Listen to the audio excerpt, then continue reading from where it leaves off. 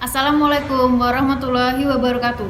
Perkenankan, kami dari anggota kelompok 1, peserta pelatihan dasar CPNS golongan 3 angkatan 67 tahun 2021.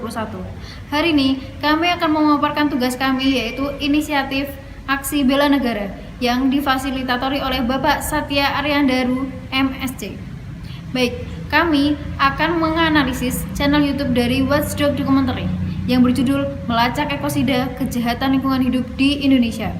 Jadi, 6 tahun silam, tepatnya tahun 2015, Indonesia mengalami polusi udara akibat asap kebakaran hutan dan lahan, atau yang sering kita sebut sebagai karhutla di kota Palangkaraya, ibu kota Kalimantan Tengah.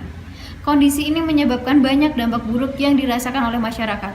Pemerintah yang seharusnya menjamin hak hidup, hak kesehatan, serta hak atas lingkungan hidup yang baik dan sehat telah dinilai gagal, sehingga bencana lingkungan terus terjadi. Menurut Walhi, diperlukan aturan hukum yang memastikan bahwa kejahatan lingkungan adalah bentuk kejahatan ekosida. Dan dari sini pula diharapkan akan muncul desakan agar negara hadir bagi warga, bukan hadir melindungi korporasi. Sebab negara memiliki tanggung jawab melindungi hak asasi manusia baik untuk generasi hari ini ataupun generasi yang akan datang. Kami mengangkat kasus ini dikarenakan karhutla merupakan kejadian yang luar biasa atau bisa disebut juga dengan ekosida, kejahatan yang terjadi secara sistematis dan juga sudah berlangsung bertahun-tahun. Namun ironisnya pemerintah Indonesia belum mampu mengatasi permasalahan tersebut dengan baik. Padahal karhutla menimbulkan permasalahan atau dampak yang sangat buruk.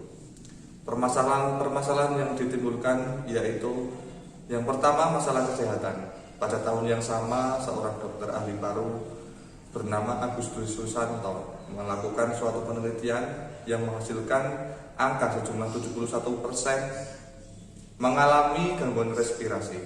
Kemudian masalah pendidikan, sejumlah kurang lebih 5 juta siswa kehilangan hak belajar dikarenakan sekolah ditutup. Dan yang tak kalah penting juga dari segi ekonomi, mengalami kerugian sejumlah 220 triliun. Angka yang sangat besar jika dibandingkan dengan peristiwa-peristiwa yang lainnya. Berdasarkan hasil analisis video tersebut, maka inisiatif aksi bela negara yang akan kami lakukan sebagai ASN yaitu poin pertama, cinta tanah air. Sebagai ASN, kita diwajibkan untuk ikut menjaga seluruh ruang wilayah Indonesia dari berbagai ancaman seperti kerusakan lingkungan. Maka kami sebagai ASN akan berperan aktif mengantisipasi kerusakan lingkungan dengan tidak melakukan hal yang dapat merusak atau membahayakan lingkungan. Poin yang kedua, sadar berbangsa dan bernegara. Jika terjadi kasus karhutla seperti video tersebut, maka kita sebagai ASN harus mampu menjembatani komunikasi antara masyarakat dan pemerintah hingga didapati solusi yang terbaik. Poin yang ketiga, setia pada Pancasila sebagai ideologi negara. Kami sebagai ASN akan menjunjung tinggi sila-sila Pancasila. Dalam hal ini, khususnya adalah sila kedua, yaitu kemanusiaan yang adil dan beradab.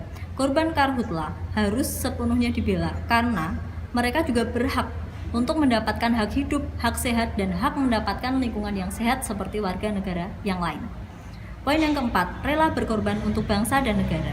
Jika terjadi kasus seperti video tersebut, kita sebagai ASN harus mampu meringankan beban para korban, baik secara moral maupun material.